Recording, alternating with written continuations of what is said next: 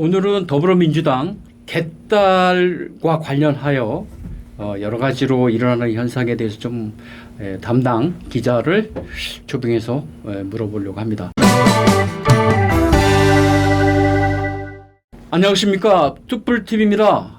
오늘 민주당은 개딸을 놓고 상반된 격론이 일어났었습니다. 김남국 의원은 비명계를 향하여 개딸은 우리 민주당의 골수 지지자들이다, 비명하지 말라, 이렇게 얘기를 했는데, 또 비명계의 정태호 의원 같은 분은 이미 팬덤 현상을 넘었다, 박용진 의원 같은 경우는 훌리건이다, 또는 박지원 전 공동 비대위원장은 개딸은 무슨 개딸이냐, 2030 여성 지지자는 하나도 없다, 뭐 이상하다 이거죠, 그 정체성이. 이런 얘기가 나오고 있습니다.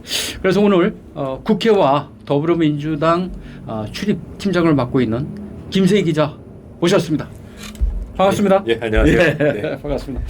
자, 이번 주가 굉장히 여러 가지 중요한 그 일정이 많은데, 이재명 대표가 당직 인선을 했죠? 예. 그것부터 한번 좀 짚고 넘어갈까요?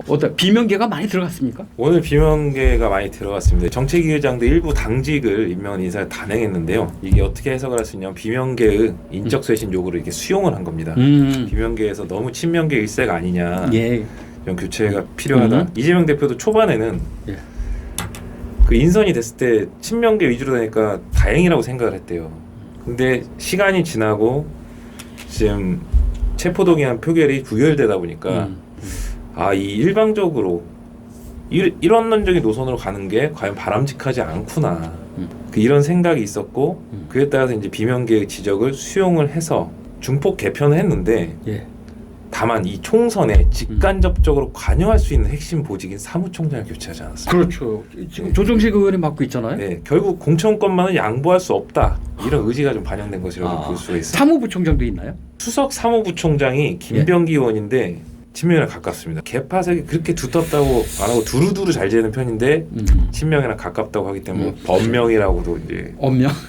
표현되니까 지칭되기도 합니다. 예. 하여튼 이재명 대표 입장에서는 네. 좀 제스처를 좀 보인 거네요. 당직에 탕평을 했네요. 개파 외향성으로 드러난 그 모양새만 보면 탕평이라고 그렇게 할 됐죠. 수도 있습니다. 예. 뭐 개파를 조금씩 살펴보면은 김민석 의원은 이제 뭐 개파석은 없다고 하는데 지난번에 대선 경선에서 정세균 전 국회의장을 이제 지원을 했었고, 그다음에 이제 송갑석 의원 같은 경우에는 그 비명계인데 지난해 8월에 전당대회 최고위원 출마를 했다가 친명계 자처하는 최고위원들한테 고배를 마신 적이 있는 경우가 있고, 그다음에 김성주 의원 같은 경우에는 SK계, 그다음에 한병도 의원 문재인 정부 청와대 정무수석까지 지냈잖아요. 완전한 핵심 친문계입니다.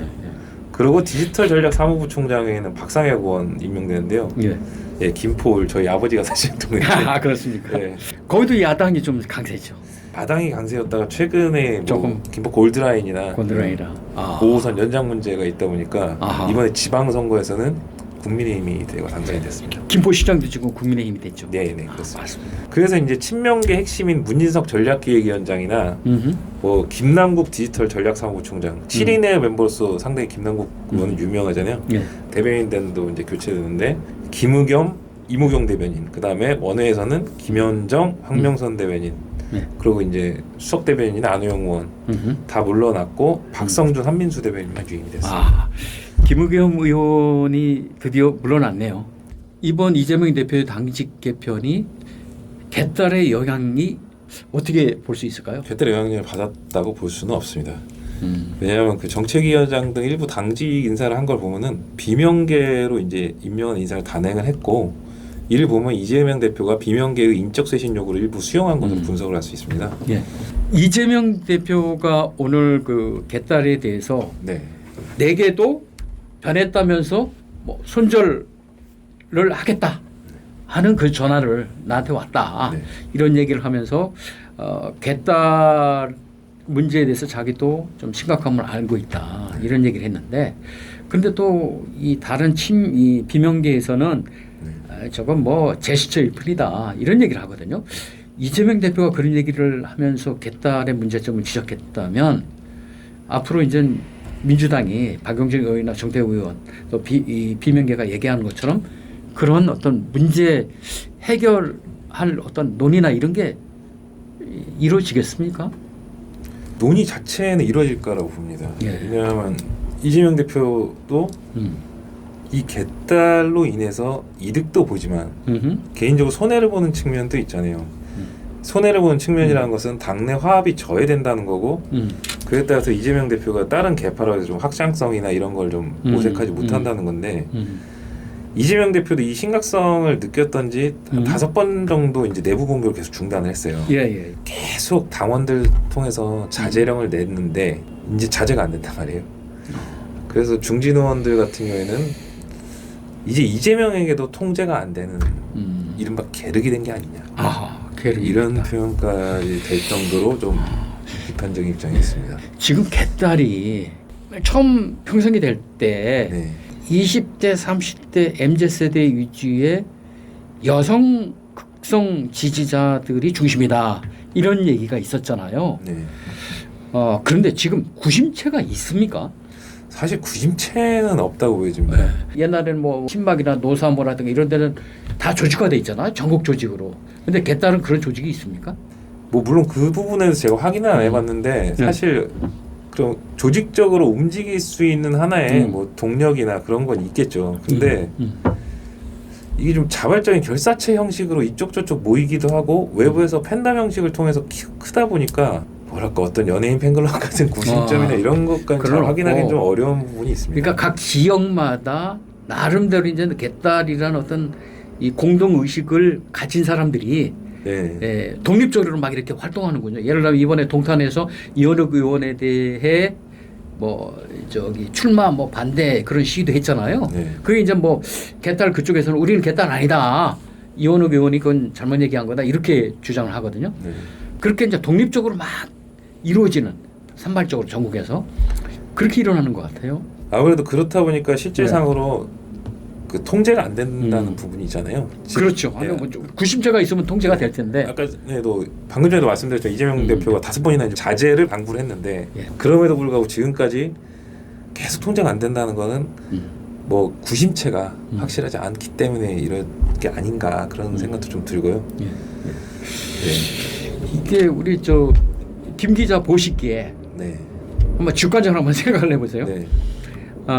이게 팬덤 정치가 이제 제가 보기에도 2000년 초반에 노사모가 있었잖아요. 그게 이제 팬덤 정치의 시초가 아니었나 그런 생각이 드는데 그 다음에 박사모가 생겼죠. 그 다음에 MB 클럽이 있었잖아요.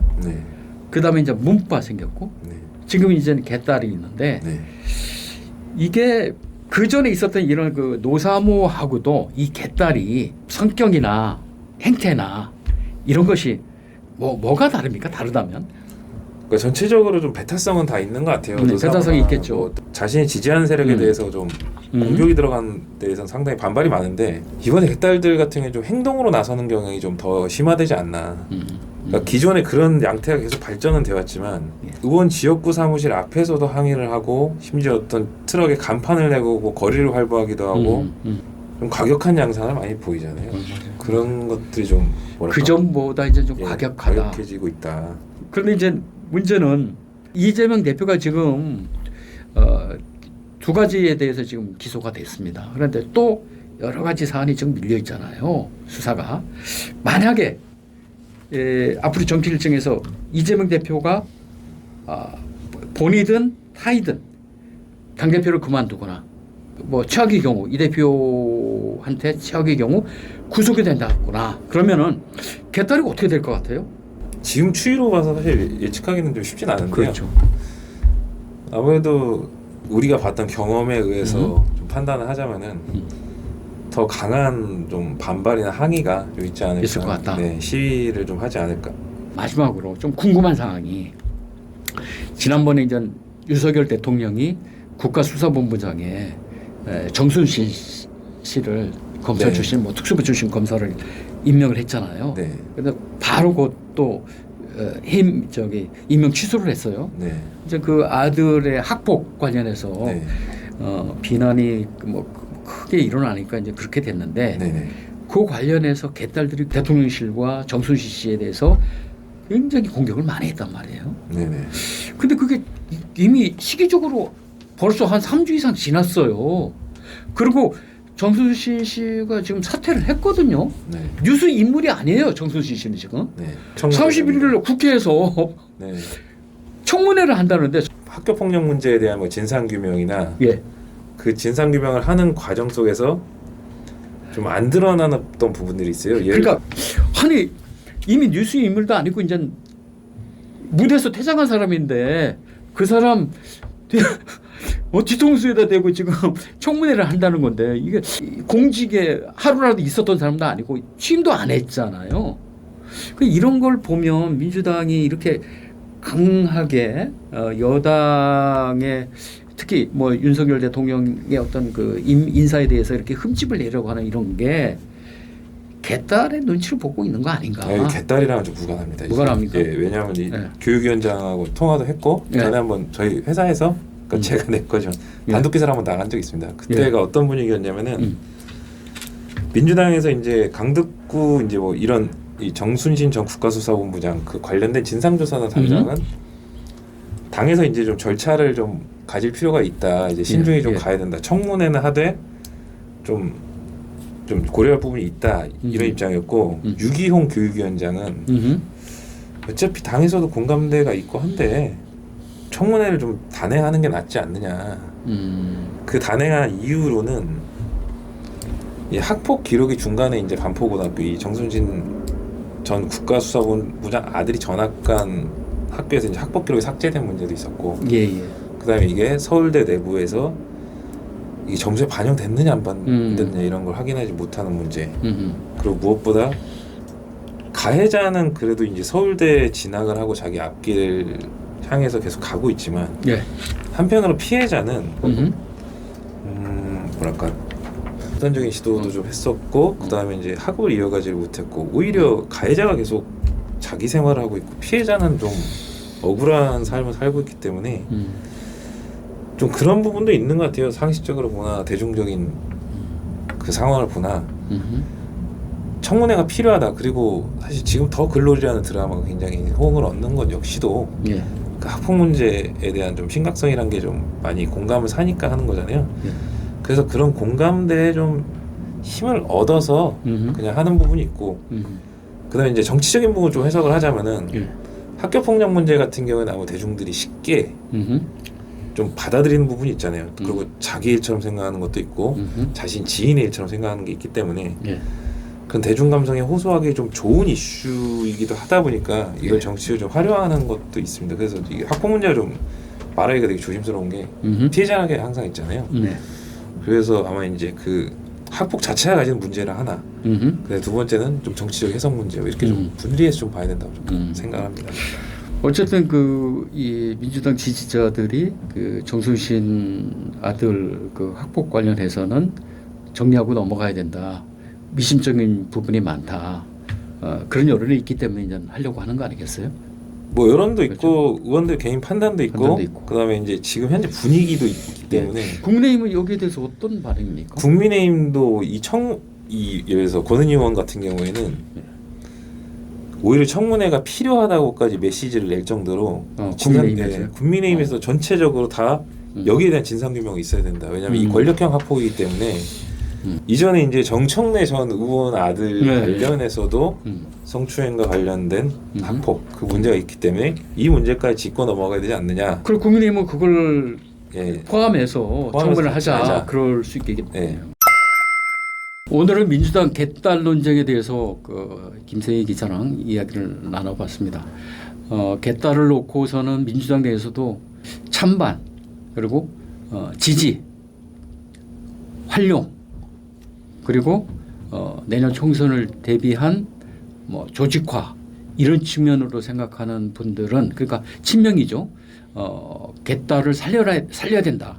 개딸에 대한 비난은 여당 그리고 이 민주당 반대 세력의 프레임에 넘어가는 것이다. 이런 주장을 하고 있고요. 또 반면에서는 개딸을 계속 저렇게 두고 간다면 일반 국민들 특히 중도층이 민주당을 지지하기는 어려울 것이다. 이런 생각을 갖고 있습니다.